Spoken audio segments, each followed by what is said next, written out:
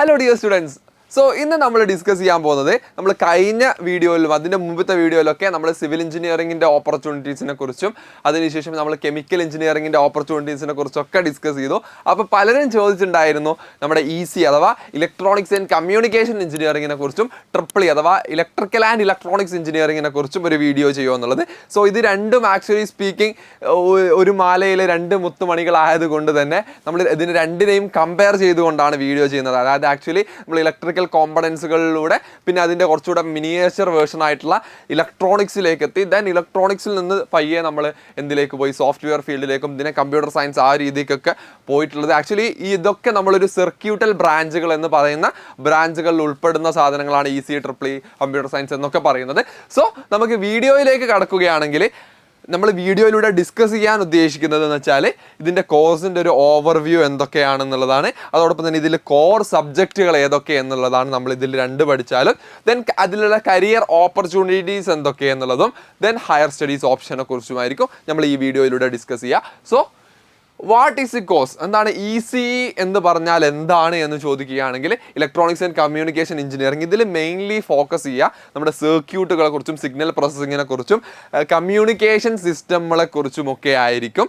Embedded technology, bridge, hardware designs ആ രീതിക്കൊക്കെയുള്ള സാധനങ്ങളായിരിക്കും. Course duration എന്ന് പറയുന്നത് 4 ഇയർ തന്നെയായിരിക്കും. BTech നോർമലി 4 ഇയേഴ്സാണ് നമ്മുടെ നാടുകളിൽ വരുന്നത്.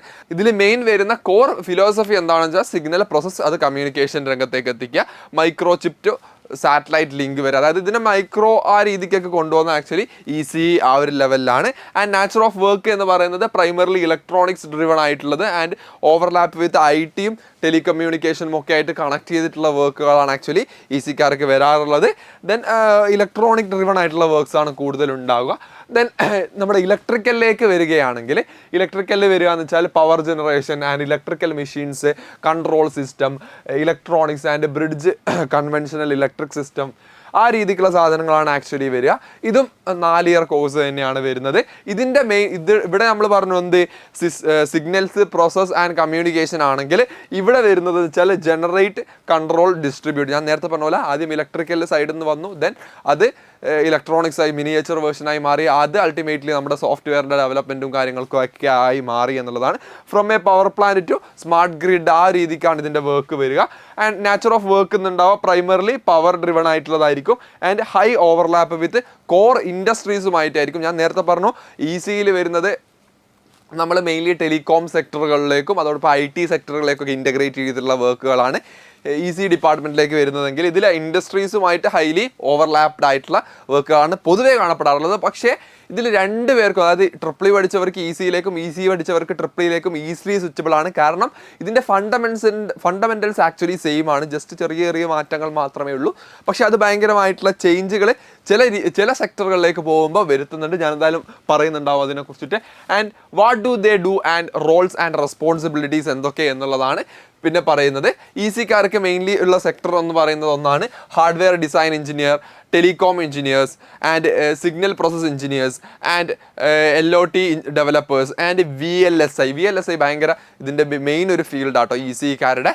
Then design chips for semiconductors. ഞാൻ നേരത്തെ പറഞ്ഞു, അതായത് നമ്മൾ കെമിക്കലിൻ്റെ വീഡിയോ ഞാൻ പറഞ്ഞിരുന്നു, അവർക്ക് ഈ ചിപ്പ് ഫീൽഡുകളിൽ ഏറ്റവും കൂടുതൽ ബൂം ഉണ്ടാക്കാൻ പോകുന്നത് മറ്റേത് ബ്രാഞ്ചിനേക്കാളും EC ബ്രാഞ്ച് ആയിരിക്കും. സോ പലരും പറയാറുണ്ട് ഇപ്പോൾ ഈ ഒരു ചിപ്പിൻ്റെ ആവശ്യകത വർദ്ധിച്ചു വരുന്ന ഈ ഒരു സാഹചര്യത്തിൽ EC-ക്കാർ ഒരു പക്ഷേ നമ്മൾ ഇന്ന് കാണുന്ന പലരും ഹൈലി വലിയ പാക്കേജും സാധനങ്ങളൊക്കെ വരുന്നത് കമ്പ്യൂട്ടർ സയൻസിനാണെങ്കിൽ പോലും ഭാവിയിൽ ഇനി അത് വരാൻ പോകുന്നത് ഈ ഒരു ചിപ്പ് ഡിസൈൻസും സാധനങ്ങളൊക്കെ വരുന്ന ആ VLSI എഞ്ചിനീയേഴ്സിന് EC-ക്കാർക്ക് ആയിരിക്കും എന്ന് പലരും പറയാറുണ്ട്.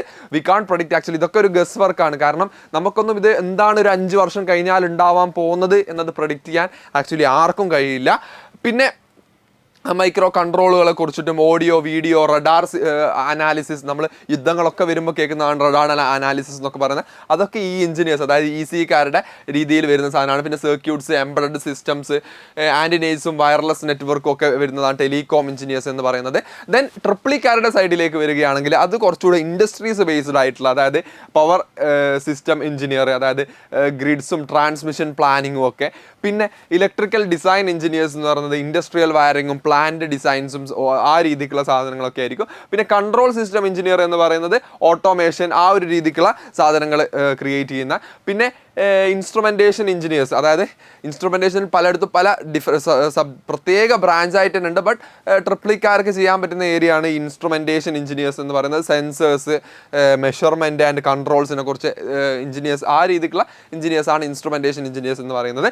ദെൻ പവർ ഇലക്ട്രോണിക്സ് എഞ്ചിനീയേഴ്സ്, അതായത് EV drives and inverters, UPS systems. ഞാൻ നേരത്തെ ഇവിടെ പറഞ്ഞു ഇതിൻ്റെ ലാസ്റ്റ് ആയിട്ടുള്ള ഈ ഒരു സെമി കണ്ടക്ടർ ഇൻഡസ്ട്രിയാണ് അവരുടെ ഏറ്റവും ഇനി ഭാവി വരുന്നത് എന്ന് പറയുന്നതെങ്കിൽ ഈ ട്രിപ്പിളിക്കാരുടെ മെയിൻ ഇൻഡസ്ട്രി എന്ന് പറയുന്നത് ഈ റിന്യൂവബിൾ എനർജി EV സൈഡ് എന്ന് പറയുന്നത്. അതായത് നമുക്കറിയാം ഇപ്പോൾ മെയിൻലി രണ്ട് സാധനങ്ങളാണ്. ഒന്ന് ചിപ്സും, അതായത് നമ്മുടെ AIക്കും സാധനങ്ങൾക്കൊക്കെ വേണ്ട സാധനമാണ് ചിപ്പ് എന്ന് പറയുന്നത്. സോ ആ ഫീൽഡിൽ ഏറ്റവും മേൽക്കൈമ ഈസിക്കാണെങ്കിൽ നമ്മുടെ ഇലക്ട്രിക് കാർസ്, ആ EV ആ രീതിക്കുള്ള ബാറ്ററി ടെക്നോളജി ആ രീതിക്കുള്ള സാധനങ്ങൾക്ക് ഏറ്റവും കൂടുതൽ ഇത് വരുന്നത്, അപ്പർ ഹാൻഡ് കിട്ടുന്നത് ട്രിപ്പിളിക്കാർക്കായിരിക്കും.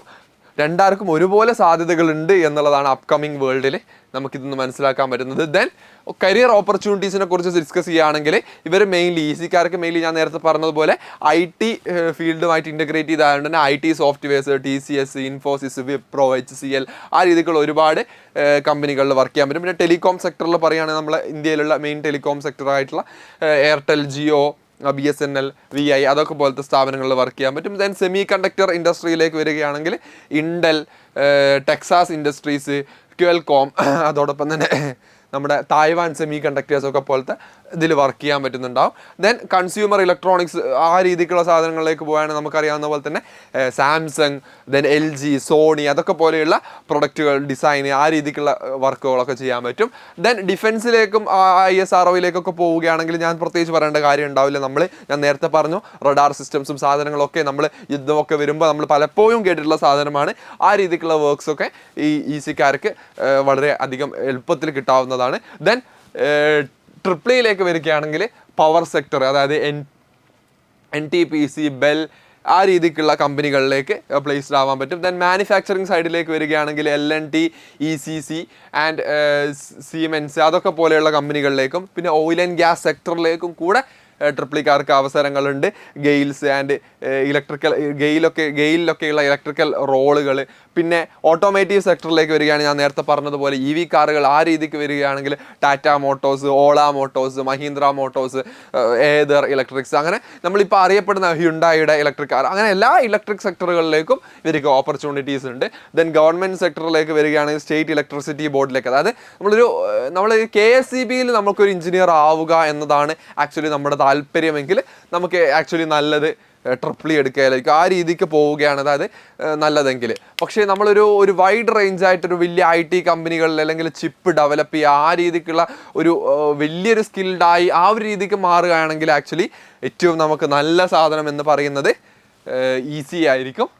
പിന്നെ നമ്മുടെ ഹയർ സ്റ്റഡീസ് ഓപ്ഷനെ കുറിച്ചിട്ട് പറയുകയാണെങ്കിൽ ആക്ച്വലി ഹോണസ്റ്റ്ലി സ്പീക്കിംഗ് ഇത് രണ്ടും വരുന്നത് ഹൈലി മാത്തമാറ്റിക്കൽ ആയിരിക്കും. സോ മാത്തമാറ്റിക്കലും ഫിസിക്സിൻ്റെയും അപ്ലിക്കേഷൻസ് വരും. എന്നാലും മാത്തമാറ്റിക്സ് വളരെയധികം യൂസ് ചെയ്യുന്ന രണ്ട് ബ്രാഞ്ചുകളാണ് ട്രിപ്പിളിയും ECയും എന്ന് പറയുന്നത്. സോ അത്രയും കഴിവുകളുള്ള ആൾക്കാർക്ക് നമുക്ക് ഹയർ സ്റ്റഡീസ് ഓപ്ഷൻ പോയാൽ ഭയങ്കരമായിട്ടുള്ള അതിഭീകരമായിട്ടുള്ള ഓപ്പർച്യൂണിറ്റീസാണ് ഭാവിയിൽ വരാൻ പോകുന്നത്. കാരണം ഞാൻ നേരത്തെ പറഞ്ഞ പോലെ ചിപ്പ് ഡെവലപ്മെൻറ്റ് ആ രീതിക്ക് സെക്ടറുകളിലേക്ക് ഏതെങ്കിലും ഒരു ചിപ്പൊക്കെ നമുക്ക് സ്വന്തമായിട്ട് നമ്മുടെ ഒരു എഫേർട്ട് അതിൽ ഭയങ്കരമായിട്ട് ഉണ്ടായിട്ടുണ്ടെങ്കിൽ അതിനുള്ള ഡിമാൻഡ് നമുക്ക് ആ ഒരു മാർക്കറ്റിൽ കിട്ടുകയും അത് അൾട്ടിമേറ്റ്ലി നമുക്ക് വലിയ രീതിക്കുള്ള പാക്കേജുകളും സാധനങ്ങളും ഒക്കെ കിട്ടാൻ കാരണമാവുകയും ചെയ്യും. സോ ഞാനിവിടെ നമുക്ക് MTechനെ കുറിച്ച് ഡിസ്കസ് ചെയ്യുകയാണെങ്കിൽ ഹയർ സ്റ്റഡീസ് ഓപ്ഷൻ ആയിട്ടുള്ള നമുക്ക് ഡിഫറെൻറ്റ് ഞാൻ നേരത്തെ പറഞ്ഞ പോലെ ഓരോരോ സെക്ടറുകളിലേക്ക് സ്പെഷ്യലൈസ് ചെയ്യാൻ പറ്റും. VLSI പോലെ അല്ലെങ്കിൽ സിഗ്നൽ പ്രോസസ്സിംഗ് പോലെ അല്ലെങ്കിൽ കമ്മ്യൂണിക്കേഷൻ മുഖേന ഇതിലൊക്കെ നമുക്ക് വരിക നമ്മുടെ IITകളിലേക്കും NITകളിലേക്കുമാണ് MTech എടുക്കുന്നതെങ്കിൽ ഒബ്വിയസ്ലി ആ കുട്ടി ഗേറ്റ് ചെയ്തിരിക്കേണ്ടതുണ്ട്. ഇനി MS-ഉം PhD-യും പറയുകയാണെങ്കിൽ റിസർച്ച് ട്രാക്ക്, അതായത് signal processing, AI in communications and US-ലും അതോടൊപ്പം തന്നെ ജർമ്മനി, കാനഡ പോലത്തെ യൂണിവേഴ്സിറ്റിയിലൊക്കെ വർക്ക് ചെയ്യാനുള്ള വലിയൊരു ഓപ്പർച്യൂണിറ്റീസാണ് കിട്ടുന്നത്. ദെൻ MBA സൈഡിലേക്ക് പോവുകയാണെങ്കിൽ പ്രൊഡക്റ്റ് മാനേജ്മെൻറ്റ്, ടെക് കൺസൾട്ടിങ്, അതായത് IIM-കളിലൊക്കെ പോയിട്ട് നമുക്ക് MBA ചെയ്യാനുള്ള ഓപ്ഷൻ ഇതിന് ശേഷം ഹയർ സ്റ്റഡീസ് ആയിട്ട് അതിന് നമ്മൾ CAT എക്സാം എഴുതേണ്ടതുണ്ട്. ദെൻ സർട്ടിഫിക്കേഷൻ പറയുകയാണെങ്കിൽ rapid skill upgrade of university and ആ രീതിക്ക് ഇത് ആക്ച്വലി സ്പീക്കിംഗ് ഈ ഒരു സെമി കണ്ടക്ടർ ഇൻഡസ്ട്രി തന്നെയാണ് ആക്ച്വലി VLSI ഒക്കെ പോലെയുള്ള പിന്നെ സിഗ്നൽ സെക്ടർ, ആ രീതിക്കുള്ള സെക്ടറുകളാണ് ആക്ച്വലി ഇവർക്ക് ഹയർ സ്റ്റഡീസിന് ഏറ്റവും കൂടുതൽ ആൾക്കാർ എടുത്ത് കാണാറുള്ളത്. ദെൻ നമ്മൾ ട്രിപ്പിളിയിലേക്ക് പോവുകയാണെങ്കിൽ ഈ ഒരു power system control and power electronics ആ രീതിക്കുള്ള സാധനങ്ങളാണ് കൂടുതലും ഇവർ MTechകളിൽ എടുത്ത് കാണാറുള്ളത്. അതാണ് ഡിഫറെൻ്റ് ആയിട്ടുള്ള അവർക്കുള്ള ഓപ്പർച്യൂണിറ്റീസ് ഉള്ള മേഖലകൾ എന്ന് പറയുന്നത്. ദെൻ MS-ൽ നമ്മൾ എനർജി സിസ്റ്റം, ഞാൻ നേരത്തെ പറഞ്ഞതുപോലെ ഇലക്ട്രിക് കാർസിനെ കുറിച്ചും EV ആ ഒരു ടെക്നോളജിയിലേക്ക് പോവുകയാണെങ്കിൽ അതിഭീകരമായിട്ടുള്ള ഓപ്പർച്യൂണിറ്റീസാണ് ട്രിപ്പിളിക്കാർക്ക് വരുന്നത്. Then sustainable tech and MIT IIT research ലാബുകളിലേക്ക് MS-ഉം PhD-യും ചെയ്യുന്ന ആൾക്കാരുണ്ട്. ഞാൻ നേരത്തെ പറഞ്ഞതുപോലെ മാനേജ്മെൻറ്റ് അഥവാ MBA സൈഡിലേക്ക് പോവുകയാണെങ്കിൽ കൂടുതൽ പേരും IIM-കൾ ചൂസ് ചെയ്യുന്നതായിരിക്കും ഏറ്റവും നല്ലത് എന്ന് പറയുന്നത്. ഇന്ത്യയിലെ ഏറ്റവും പ്രീമിയം മാനേജ്മെൻറ്റ് കോഴ്സുകൾ പ്രൊവൈഡ് ചെയ്യുന്ന ഇൻസ്റ്റിറ്റ്യൂട്ടുകളാണ് IIM-കൾ എന്ന് പറയുന്നത്. IIM-കളിലേക്ക് എത്തിച്ചേരാൻ നമ്മൾ CAT എന്ന് പറയുന്ന ഒരു എൻട്രൻസ് എക്സാം ക്രാക്ക് ചെയ്യേണ്ടതുണ്ട്. ദെൻ പിന്നെ പറയുകയാണെങ്കിൽ which one is right for you. അപ്പോൾ ഞാൻ ഇതിനെ രണ്ടിനെയും കമ്പയർ ചെയ്തുകൊണ്ട് ഏതൊക്കെ സെക്ടറുകളിലാണ് വർക്ക് ചെയ്യേണ്ടി വരിക, ഏതൊക്കെ രീതിക്കാണ് അവരുടെ വർക്ക് ഉണ്ടാവുക എന്നൊക്കെ പറഞ്ഞു. സോ നിങ്ങൾ ആലോചിക്കേണ്ട കാര്യം എന്ന് പറഞ്ഞാൽ നിങ്ങൾക്ക് ഏതിലാണോ എബിലിറ്റി ഉള്ളത്, നിങ്ങൾക്ക് തോന്നുകയാണ് ഈ സെക്ടറിലാണ് നമുക്ക് വർക്ക് ചെയ്യാൻ എന്നെ കൊണ്ട് പറ്റുകയെന്ന് തോന്നുകയാണെങ്കിൽ ആ രീതിക്കുള്ള സാധനം എടുക്കുക. ദെൻ ഞാൻ പറയുന്ന കാര്യം എന്ന് വെച്ചാൽ നിങ്ങൾ ഈസിയാണ് ചൂസ് ചെയ്യുന്നതെങ്കിൽ നിങ്ങൾ ഇലക്ട്രോണിക്സിനെ കുറിച്ചും സർക്യൂട്ട്സിനെ കുറിച്ചും ഗാഡ്ജറ്റ്സിനെ കുറിച്ചൊക്കെ അത്യാവശ്യം ഇൻട്രസ്റ്റ് ഉള്ള ആൾക്കാരായിരിക്കണം. വയർലെസ് കമ്മ്യൂണിക്കേഷൻ, ടെലികോം കമ്മ്യൂണിക്കേഷനുകളിലൊക്കെ താല്പര്യമുള്ള ആളായിരിക്കണം. പിന്നെ IT സോഫ്റ്റ്വെയർ ആ ഫീൽഡിൽ, അതായത് നമ്മുടെ കോർപ്പറേറ്റ് ടെക് ഫീൽഡുകളിലൊക്കെ വർക്ക് ചെയ്യാൻ, എഞ്ചിനീയറിംഗിന് ശേഷം വർക്ക് ചെയ്യാൻ താല്പര്യമുള്ള ആളായിരിക്കണം. ആൻഡ് നമ്മുടെ ചിപ്പുകൾ ഉണ്ടാക്കുന്നതിനെ കുറിച്ചും മറ്റുമൊക്കെ സെമി കണ്ടക്ടർ ഇൻഡസ്ട്രിയിലൊക്കെ ഗ്രോത്തുകൾ സൃഷ്ടിക്കാനൊക്കെ ഡ്രീം ചെയ്യുന്ന ഒരാളും കൂടെ ആയിരിക്കണം. ദെൻ നമ്മളെ ട്രിപ്പിളിയിലേക്ക് വരികയാണെങ്കിൽ ട്രിപ്പിളിയിലേക്ക് പവർ ഡ്രിവൺ ആയിട്ടുള്ള ഇലക്ട്രിക് സിസ്റ്റങ്ങളെ കുറിച്ചിട്ടൊക്കെ നല്ലൊരു താല്പര്യമുള്ള ആളായിരിക്കണം. ദെൻ റിന്യൂവബിൾ എനർജി EVസിനെ കുറിച്ചൊക്കെ നല്ല ഇൻട്രസ്റ്റഡ് ആയിട്ടുള്ള ഒരു പേഴ്സണാലിറ്റി ആയിരിക്കണം. Then want to be core industry and PUC sector ജോബുകളിലൊക്കെ വർക്ക് ചെയ്യാൻ താല്പര്യം ഉണ്ടാവണം. ദെൻ എയിമിങ്, ഇപ്പോൾ നിങ്ങൾ ഇതിന് ശേഷം എന്ത് എന്നുള്ളതോ, അതായത് ഇതിലാണ് സ്പെഷ്യലൈസ് ചെയ്യുന്നതും കൂടെ ഒരു താല്പര്യം കൂടെ ഉണ്ടാക്കാൻ പറ്റുകയാണെങ്കിൽ ഇറ്റ് ഈസ് റിയലി ഗുഡ് എന്നാണ് ഞാൻ പറയുക. സോ ഇതോടുകൂടി നമ്മുടെ ട്രിപ്പിളിയുടെയും ECയുടെയും കമ്പാരിസൺ വീഡിയോ കഴിഞ്ഞു. സോ നിങ്ങൾക്ക് അടുത്തതായിട്ട് നമ്മൾ ഏത് ബ്രാഞ്ചിനെ കുറിച്ചാണ് വീഡിയോ ചെയ്യേണ്ടത്, ഏത് ബ്രാഞ്ചിൻ്റെ സ്കോപ്സിനെ കുറിച്ചും കാര്യങ്ങളെക്കുറിച്ചും ഒക്കെയാണ് ഡിസ്കസ് ചെയ്യേണ്ടതെന്ന് നിങ്ങൾ കമൻറ്റ് ബോക്സിൽ കമൻറ്റ് ചെയ്യുക. സോ ഇത്രയും മാത്രമേ നമ്മുടെ ECനെ കുറിച്ചിട്ടുള്ള വീഡിയോ ഉള്ളൂ. സോ അടുത്ത ECയും ട്രിപ്പിളിയുടെയും കമ്പാരിസൺ വീഡിയോ ഉള്ളൂ. സോ അടുത്തൊരു വീഡിയോ ആയിട്ട് കാണുന്നവരേക്കും ബൈ ബൈ.